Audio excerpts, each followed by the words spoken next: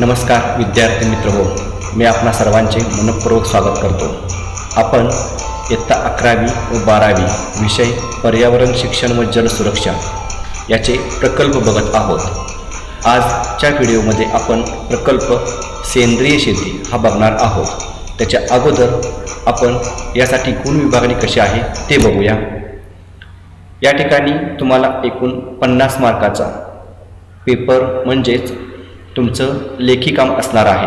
त्यामध्ये प्रकल्प 30 गुण आणि तुमचं जर्नल कार्य किंवा सेमिनार 20 गुण आणि त्यांचा नंतर तुम्हाला ग्रेड मिळणार आहे.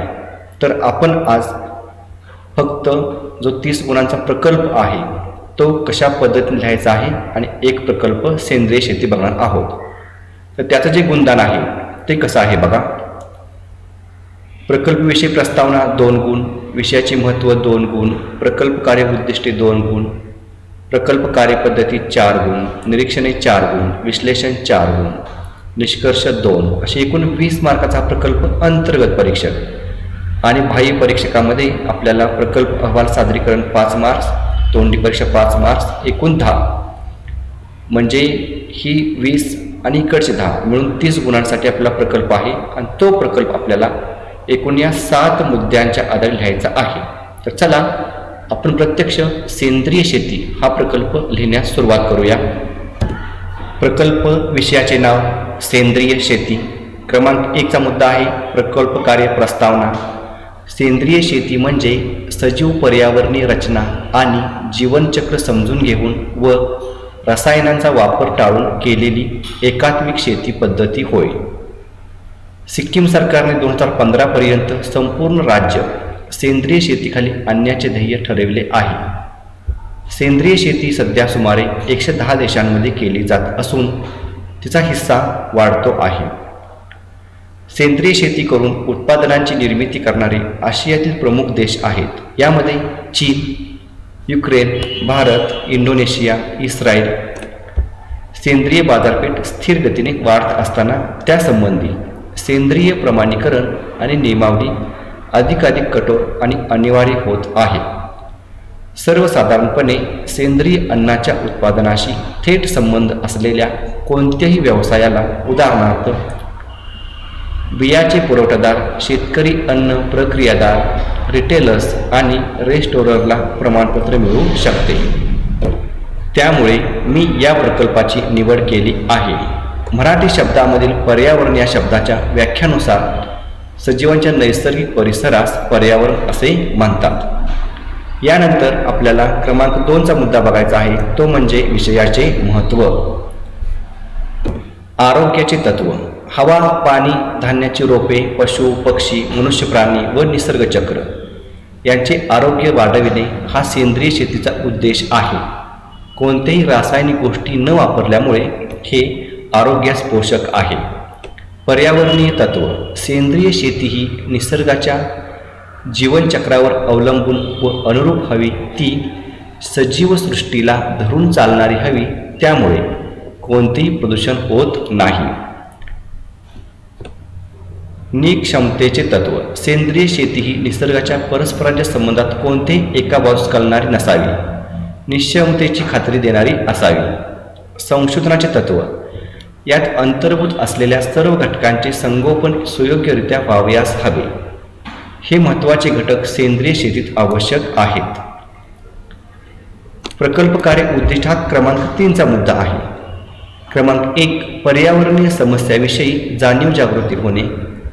क्रमांक 2 पर्यावरण आणि पर्यावरणाच्या स्रोतांचे पालन व स्वाधीन करण्यासाठी विविध मार्ग आत्मसात आणणे.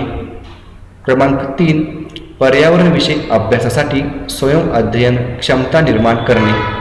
क्रमांक 4 जीवनाची गुणवत्ता राखण्यासाठी प्रदूषण नियंत्रणासाठी याची गरज ओळखणे. क्रमांक 5 घरात सुधारणा करण्याच्या सवयी व कृतीचा विकास करणे. क्रमांक 6 पर्यावरणीय समस्या सोडविण्यासाठी व्यक्ती, समाज व शासन यांच्या भूमिकांचा अभ्यास करणे. क्रमांक 7 पर्यावरणीय संपादित स्रोत व त्यांचे व्यवस्थापन याबद्दल जाणून घेण्यास मदत करणे. क्रमांक 8 टाकाऊ पदार्थांचे स्रोत व त्यांचे व्यवस्थापन याबद्दल जाणून घेण्यास मदत करणे. क्रमांक 9. लोकसंख्या वाढ व नैसर्गिक स्रोतांचा वापर रोखण्याचे उपाय समजावे. 10. स्वच्छ हरित व सुसंघटित पर्यावरणासाठी योगदान देणे. क्रमांक 4चा मुद्दा आहे प्रकल्प कार्यपद्धती.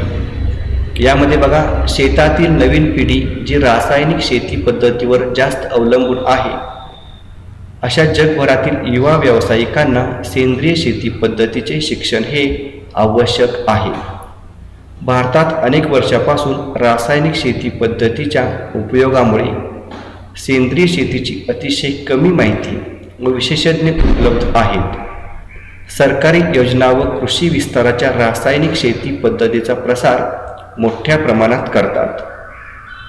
2007मध्ये अस्तित्वात आलेली उप इंडिया ही सेंद्रिय शेती इच्छिणाऱ्या शेतकऱ्यांचा आवश्यक ते सेंद्रिय ज्ञान देण्याचे कार्य करते. संयोजकासोबतच शेतात सेंद्रिय शेती शिकवताना त्याबाबत ज्ञान मिळवण्यास सहाय्य होते. आंतरराष्ट्रीय बाजारपेठेचा फायदा संयोजकासोबत शेतात सेंद्रिय शेती शिकताना स्वयंसेवक भारतात सेंद्रिय शेतीत भरपूर संधी उपलब्ध आहेत. सेंद्रिय शेती पूर्वीपासूनच भारतीय शेतीची एक अविभाज्य भाग आहे. भारत हा सेंद्रिय शेतीसाठी आवश्यक असलेल्या अनेक बाबी जसे पशुखाद्य, कृषी, हवामान यावर आधारित आहे. सेंद्रिय शेती ही एक संस्कृतीच आहे. देशाच्या अनेक भागात जसे पर्वतीय व कोरडवाहू शेतीत अतिशय कमी प्रमाणात कृषी सिंचनाचा वापर करण्याच्या पद्धतीमुळे शेतकऱ्यांना सेंद्रिय शेतीकडे वळणे सोपे होऊन गेले. सतत वाढ असलेल्या देशीय तसेच आंतरराष्ट्रीय बाजारपेठेचा फायदा होण्याची मोठी संधी उपलब्ध आहे व त्यामुळे स्थानिक शेतीवर अवलंबून असलेल्या नवीन पिढीला सेंद्रिय शेतीचे शिक्षण देणे ही काळाची गरज आहे. क्रमांक 5. निरीक्षणे. हा प्रकल्प तयार करण्यासाठी व त्याची माहिती मिळवण्यासाठी मी निरीक्षण पद्धतीचा वापर केला व निरीक्षणास आणले. तसेच या प्रकल्पाची माहिती मिळवण्यासाठी व जाणून घेण्यासाठी मी पुस्तकांचा वापर केला. तसेच इंटरनेटद्वारे सुद्धा माहिती काढली. या निरीक्षणात सेंद्रिय शेतीची माहिती पुढील प्रमाणे. भारतातील सेंद्रिय उत्पादकांची टक्केवारी. क्रमांक 1. पदार्थ प्रमाण. क्रमांक 1. चहा 24%, भात 24%, फळे भाजीपाला 17%, गहू 10%, कापूस 8%, मसाले 10%, कॉफी 5%, कडधान्य 4%, काजू 3%, इतर 3%. सेंद्रिय उत्पादनांची मागणी या विकसित व विकसनशील देशात 20-25% वाढ होत आहे व प्रतिवर्षी यामध्ये वाढ झालेली दिसून येत आहे. 6वा मुद्दा आहे विश्लेषण. कृषीप्रधान देश म्हणून भारताला सर्व जगात ओळखले जाते. देशाने कृषी तंत्रज्ञान आणि संशोधनात चांगलीच प्रगती केली जाते. प्राचीन काळापासून जमिनी मातेला स्थान देण्यात आले आहे आणि त्यामुळे सेंद्रिय शेती ही उत्तम शेती आहे. सेंद्रिय शेतीची वैशिष्ट्ये. 1. मातीची सुपीकता कायम राहते. 2. सेंद्रिय शेती ही एक स्थायी व पर्यावरणीय अनुकूल अशी उत्पादन प्रक्रिया आहे. 3. या शेतीमुळे खर्च कमी होतो. 4. सेंद्रिय शेतीमुळे मातीचे संवर्धन होते. 5. सौर ऊर्जेचा वापर करता येतो. 6. जनावरे ही सेंद्रिय व्यवस्थापनाचे महत्त्वाचे घटक आहेत. सेंद्रिय खतांचे प्रकार. क्रमांक 1. शेणखत. शेण, मूत्र, गोठ्यातील पालापाचोळा इत्यादी घटकापासून तयार होणाऱ्या खताला शेणखत असे म्हणतात. शेणाचा महत्त्वाचा उपयोग म्हणजे बायोगॅसमध्ये ऊर्जा निर्मितीसाठी होतो व शिल्लक राहिलेले पातळ शेण पिकांच्या वाढीसाठी वापरले जाते. क्रमांक 2. गांडूळ खत. या खतात गांडुळाची विष्ठा, नैसर्गिकरित्या फुगवलेली पदार्थ, गांडुळाची अंडीपूजा वाढल्यावर आणि अनेक उपयुक्त जीवाणूंचा समावेश म्हणजे गांडूळ खत होय. 3. खाटीक खाण्याचे खत. खाटीक खाण्यात जनावरांचे रक्त व अवशेषापासून जे खत बनवितात त्याला नत्र आणि स्फुरद चांगल्या प्रमाणात असते. क्रमांक 7. शेवटचा आहे निष्कर्ष. गाई म्हशींचे शेण, मूत्र, गोठ्यातील पालापाचोळा इत्यादी घटकापासून तयार होणाऱ्या खताला शेणखत म्हणतात. बायोगॅसमध्ये होतो आणि शिल्लक राहिलेली पातळ शेण पिकांच्या वाढीसाठी पोषक अन्नद्रव्य म्हणून वापरता येते. लवकरच वाढणाऱ्या पिकांची निवड करून त्याची दाट पेरणी करून पीक पालू येणाऱ्या आधी ते नांगराच्या साहाय्याने जमिनीत गाडतात. त्यापासून जमिनीला नत्र मिळते आणि जमिनीचे पोट सुधारतं व ती सुपीक बनते. अशा खतांना हिरवळीचे खत म्हणतात. जमीन सेंद्रिय खत टाकण्यास नत्राचा पुरवठा होतो. हे निष्कर्ष आहेत. 2. जमीन सेंद्रिय खताचा वापर हा झाडांद्वारे केला जातो. 3. सेंद्रिय खतामुळे झाडांना विविध अवयव स्फुरद व पालाश उपलब्ध होऊन झाडांमध्ये मुळाचं शोषण होत जाते. 4. मातीचे आरोग्य व स्तर कायम ठेवण्यास मदत होते. क्रमांक 5. अन्न सुरक्षा व खात्री जीवन उंचवण्यास मदत होते. 6. सेंद्रिय शेतीमुळे मातीचे तापमान योग्य राहते. 7. सेंद्रिय शेतीमुळे उत्तम दर्जाचे पीक काढण्यास मदत होते. अशा पद्धतीने आज आपण सेंद्रिय शेती हा प्रकल्प बघितलेला आहे. याचा शेवट झालेला आहे. तुम्ही हा व्यवस्थित आपल्या वहीमध्ये लिहायचा आहे. आपण पुन्हा भेटू पुढच्या व्हिडिओमध्ये.